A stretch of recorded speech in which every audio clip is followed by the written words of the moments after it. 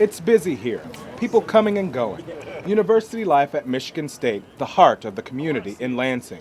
The capital city bustling with the making of laws and the downtown struggling to survive. But drive down Trowbridge and make a left on Harrison and you'll find home.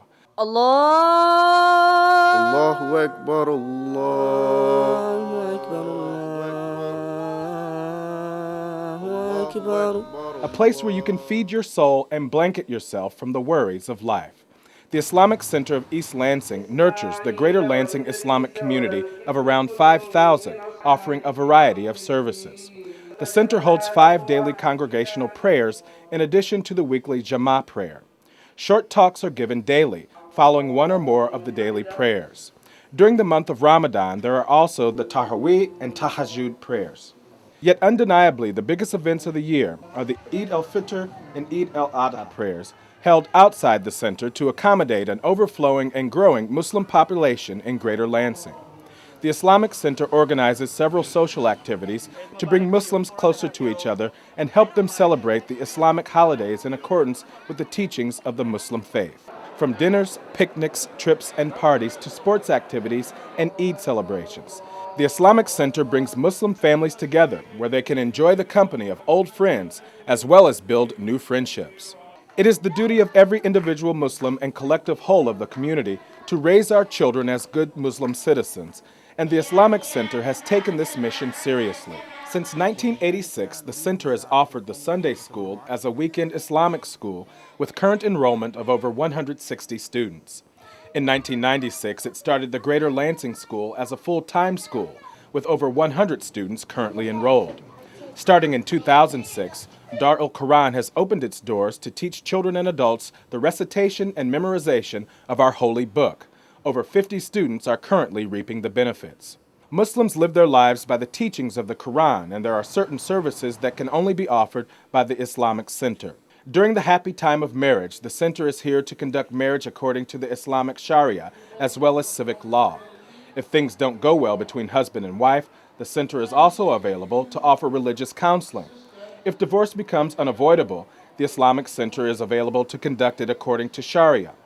When it's time to bid farewell to a loved one, the Islamic Center performs funeral services according to Islamic teachings and buries the deceased in the Muslim cemetery owned by the center. If you have any religious questions regarding halal or haram, or anything that has to do with Islamic Sharia and teachings, call the center.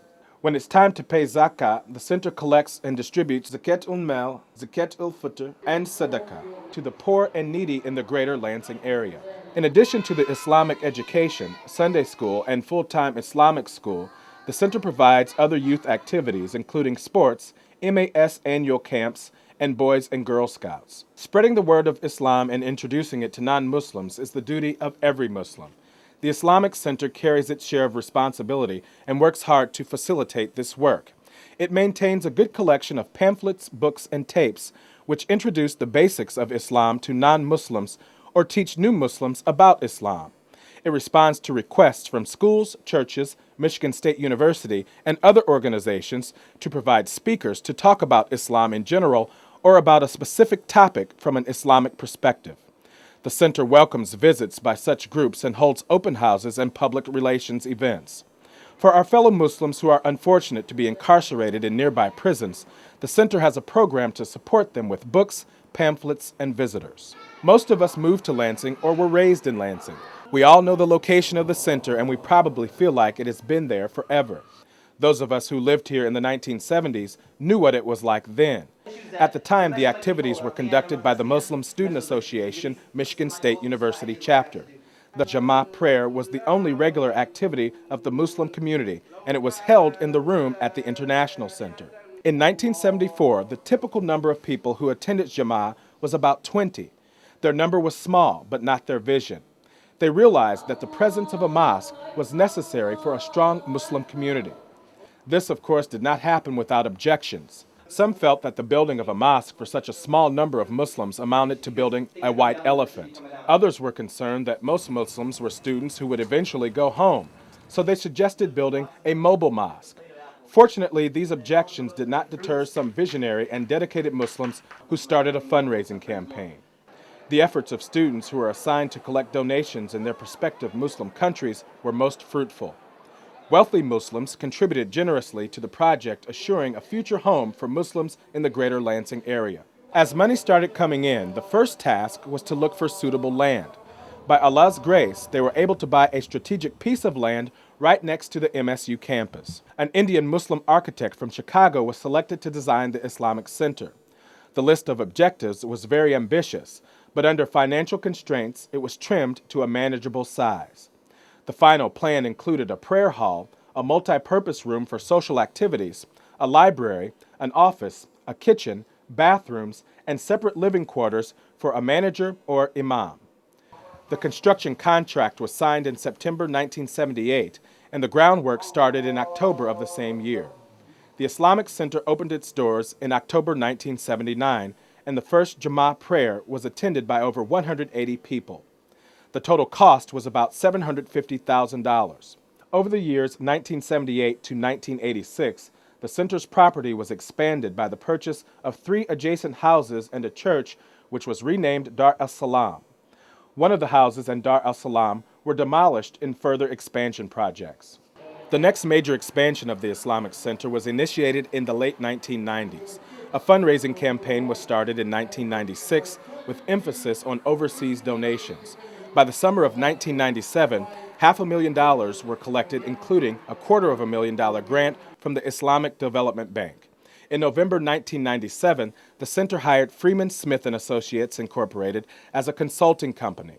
A plan for the expansion was developed with wide participation by the community and presented to the city of East Lansing in the spring of 1998. It took the City Council about 9 months to approve a modified plan after an extensive negotiation with some neighbors who objected to the original plan. The approved plan included a school wing with 2 floors, a 2-story gym multipurpose hall with kitchen and bathrooms, a basement under the school wing and gym, and a women's prayer hall, a Dar al-Karam extension, a lobby open to the center's multipurpose room, and a new parking lot and landscape.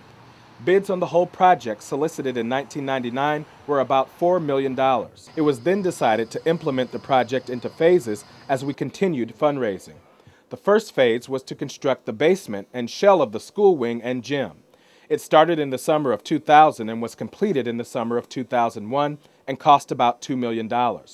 Then the 9/11 attack took place, with many ramifications for the Muslim community, one of which was the dry-up of our overseas donations. It was a challenging time for us, since up to that point we relied on overseas donations as the major funding source for the expansion. The completed shell remained unused for 2 years. School growth was accommodated by 2 portable classrooms in the parking lot. In the summer of 2003, with the city's refusal to renew the temporary permits of the portable classes, we moved to the second phase of the project to finish the first floor of the school wing and gym without the gym floor, kitchen, or bathrooms. This phase was completed in December 2003 and cost about $1 million. It enabled the full-time and Sunday schools to start using the building and made a significant improvement in the school environment, which played an important role in the growth of both schools. The parking lot was finished in 2005. In the process of carrying out the first and second phases of the project, the Islamic Center borrowed about $1 million interest-free from the North American Islamic Trust and several brothers and sisters. A campaign to pay the debt was launched in November 2004 and was successful in reducing the debt at a rate of about $200,000 per year. All of these activities and projects were possible first by the grace of Allah and then by the support of the Greater Lansing Muslim community. Your generous financial donations enabled us to pay back debts, carry out projects, and support running expenses of the center and full-time school. We could not have done it without you, and each one of you should be proud of your contributions. What do you love about the school? Reading Quran. I like the Masjid. We learn Arabic and Quran and It's a center for us to give our dawah. It's a center for us to return, to our sense of reality.